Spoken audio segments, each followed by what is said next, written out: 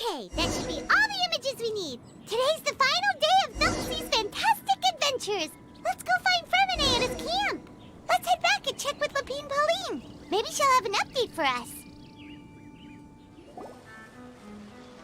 Hey, Fremine! Thelxie! We're here!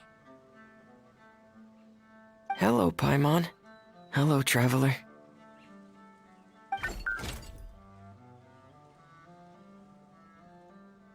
Is the crown ready? Yes, we're just waiting for Zuria now. She hasn't arrived yet. Then let's wait for her a little while. Or actually, maybe we can go find her. It's not too far from here anyway. Didn't she say she just lives on the hill over there? Hey, traveler, Paimon. Oh, and speaking of... Found you two at long last. I'm so glad that you both are all right. Huh? Why are you here, Miss Delaroche? And what could have happened to us? What could have happened? That water imp Thelxie, of course. After I gave you that commission the other day, I began to get worried and went asking about the boy that went missing. Oh, that? We've got it all figured out now. The boy you heard about was just Fremine. Even the missing fish was his fault. Don't worry, we'll help you get the fish back as soon as we're done with this job. Oh, sorry about that. I've been diving in the area recently. Huh? Fremine? Diving? No, that's not what happened at all. I've heard a completely different account. What I was told is that about a month ago, a child tied a bunch of heavy seashells onto his body and walked into this open stretch of water. He never came back. What could that be if not that water imp's work? Are you sure? 100% sure. I've confirmed the account with several veteran fishermen I know. The child was only 8 years old. His name was Lescaut. Lescaut d'Estray. Wait, Lescaut d'Estray? Yeah, that's the name. They say the family took on the name after moving to the city from a place called Stray. Anyway, his mother is a pretty famous art dealer, while his father passed away from an accident many years ago. Well, naturally, his mother was devastated by the incident and fell terribly ill. It's said that she left the court of Fontaine, and no one knows where she's gone. It can't be, right? Lescaut d'Estray? Zuria d'Estray?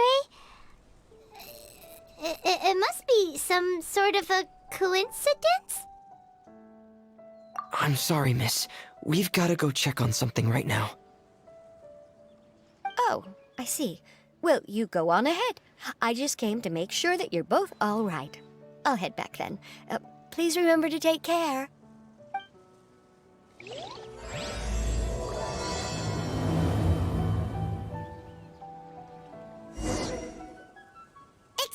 us. Is anyone here? Is this Madame d'Estray's place? Who are you? I have a patient here who needs quiet bed rest.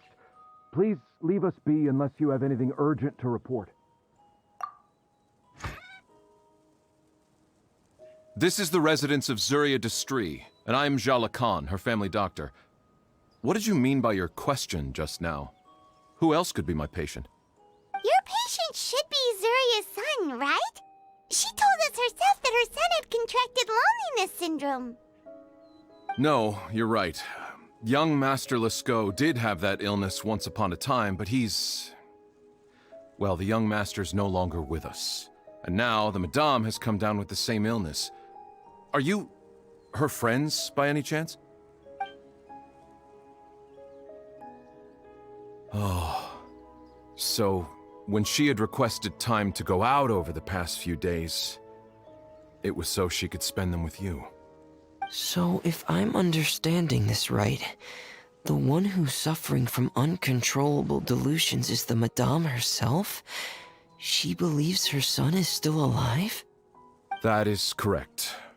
When the young master disappeared, she was organizing an art exhibit that she had specifically prepared for him. But since she had to leave the house, she was unable to see her son one last time. That might have been the trigger for her regret. Or perhaps the family's fall into loneliness and grief was inevitable as soon as the old master passed away. First the son, and then the mother. But how could that be? She really looked like she had a handle on everything. Her smile was so lovely, and she even told us to stay optimistic. But you're saying she... Those actions are proof that she can no longer differentiate between fantasy and reality. Then all the other things that she told us about her son, were those fake too? No, those were all real. Although they were all things that happened before the young master left us for good. Madame's time has just never moved forward since his passing. I see. So after her son left, she created a fantasy world where her son was still with her. She was looking for a way to cure his illness when she ran into us. She has been in a good mood the past few days, even humming a song when she returned from her stroll. She even began discussing with me the idea of using deliberate guidance to ease the illness. It was all going well, until last night. She spent a whole night staring at the shell the young master left behind, and the words that he had inscribed onto it. Then she broke down once more. I prescribed some sedatives, and she's currently resting. But then what should we do? How can we help her? There has to be something we can do. Don't panic, Paimon.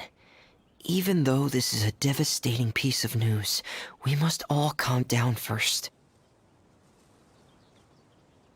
What should we do?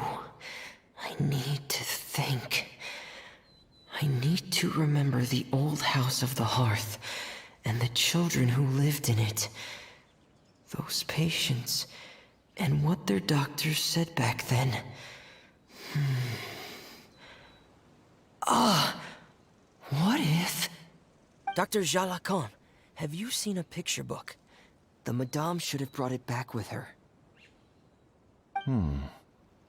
Are you thinking about trying the guidance therapy she talked to me about before? It's worth a shot. I'll go get the book. Yes, this is it. That's right. If what Dr. Jean Lacan said was true, the past few days have been very helpful to Zuria, so we should complete this journey. We need to show her that her child has found a happy ending in the world of her dreams. But wouldn't that just make it harder for her to accept reality? One must first face reality before accepting it. The Madame has been crushed by her feelings of grief and can no longer bring herself to face reality. Our first priority would be to get her out of this state. Right. Before today, I had thought she wanted to use Thelxie's fantastic adventures to save her son. But now, I think she might need it to save herself. And if we could complete it, we should be able to give her some feeling of inspiration and closure. Maybe those feelings would be enough to give her some courage to face reality again. There's no time to waste. Let's set off right away.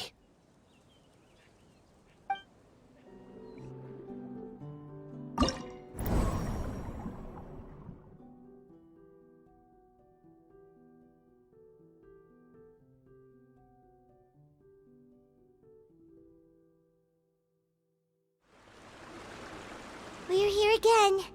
This is the final part of Thelxie's journey, but the most important person is missing.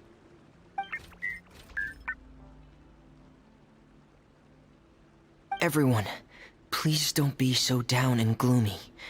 Remember what she told us? If we were to feel troubled, the patient would become anxious as well. You're right. Paimon needs to smile. If If we have to give something to Zuria, it should be our smiles. We have to keep smiling as we finish this adventure. And then she'll be able to recover, right, everyone? Yeah, I'm sure she will. Oh! Be careful, brave adventurers! Here come the evil monsters that stole the crown! They're... the deep sea cyclops! Let's beat them up! Watch out, everyone! They're coming at us again! There's no need to fear! Prince Thelxie looks stronger than ever today! He must be going all out!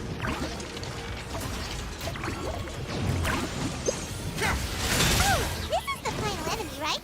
Ahem. We'll reclaim the crown for you now, Your Highness! I'm sorry. I have to go. I made a promise to my friends, and I'm already very late. But, Madame, you're still... Don't try to stop me. Today's the most important day for treating Thelxie. We'll use the guidance method. Didn't you also say that you'd think it'd work? I'm not trying to stop you, Madame. It's just... Could you tell me the name of your child?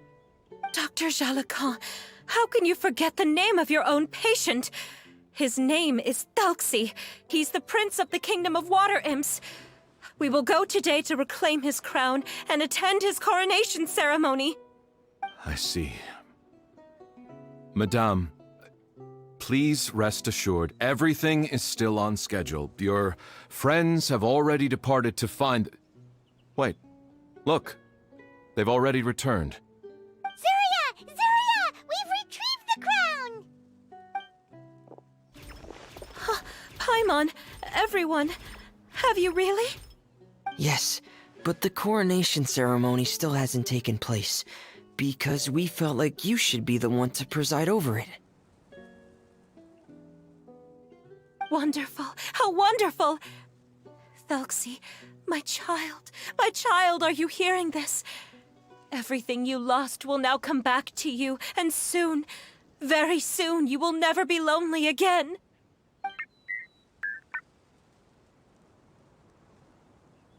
And the last page of the picture book. It's still waiting for you to illustrate in color. Right, the picture book. But I don't know what I should put on the last page. Don't worry, Thelxie and his friends all know what should go on it. Get ready, Zuria. We'll describe everything for you. Okay. At last, Thelxie and his friends were able to drive off the final invading monsters and achieve a dashing victory. Their success was complete, and the recovered crown resplendent. The water imps, finally returning to their homes, showered the prince with love and applause as he greeted them. They once again offered their precious shells to the prince and reconstructed the rainbow bridge of old. As he watched the scene unfold, the prince could not help but be touched by its beauty. Moved by everyone's happiness, the prince stepped onto the rainbow bridge and took a good look at all the friends who had gone on the journey with him.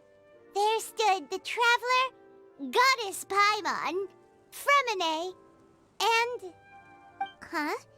Where's the last person? The prince looked frantically around, but could not find the person he wanted to see most. At that moment, the person suddenly appeared on the other side of the bridge. She walked towards him with a smile and slowly lifted her veil. The prince could not hold back his tears. He recognized then that the mysterious person that had been by his side the whole time was none other than his mother. Zuria walked across the bridge and placed the crown above the prince's head. She smiled down upon him as she said, "My prince, my king, you shall never, ever need to feel lonely again."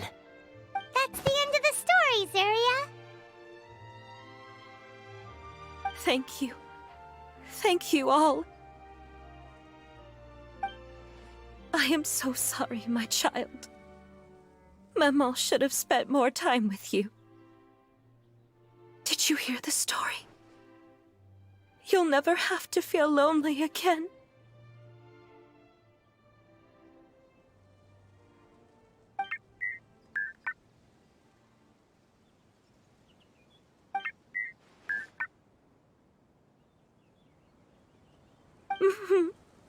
Maman loves you too. What's happening? Is Zuria talking to Thelxie? Quick, put on my diving helmet. There's a transcription module in it that's compatible with Thelxie's output signals. You should be able to use it to understand what Thelxie's saying.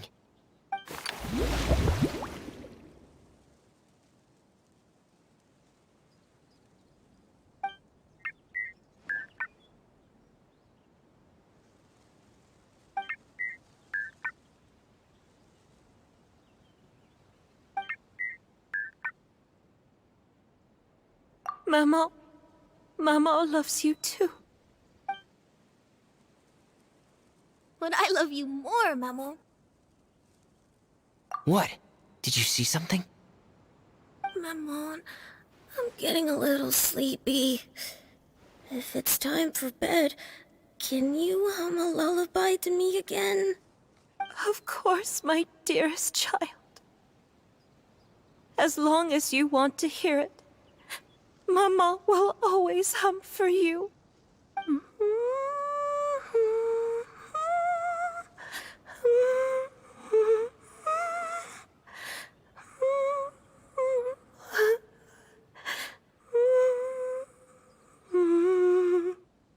Thank you, Maman. Your lullaby has always been my favorite. Now that I've heard it, I can return to my dream and to the kingdom of water imps in peace.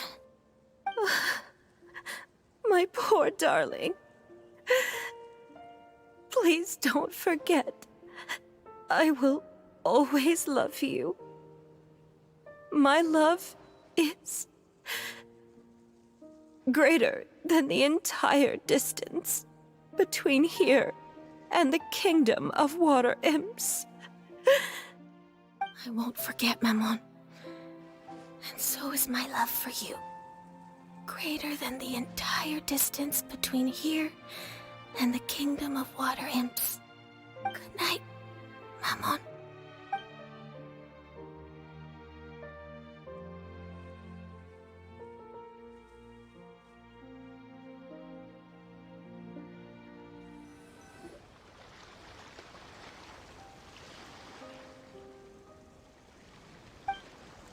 Traveler, Paimon, you're here. Fremine! Why did you call us in such a hurry? Did you hear something from Zuria? Oh, if it's not good news, Paimon doesn't want to hear it! Don't worry, it's definitely great news. The Madame came here for a visit just now with her doctor. Color has returned to her cheeks, and she sounded full of energy as well.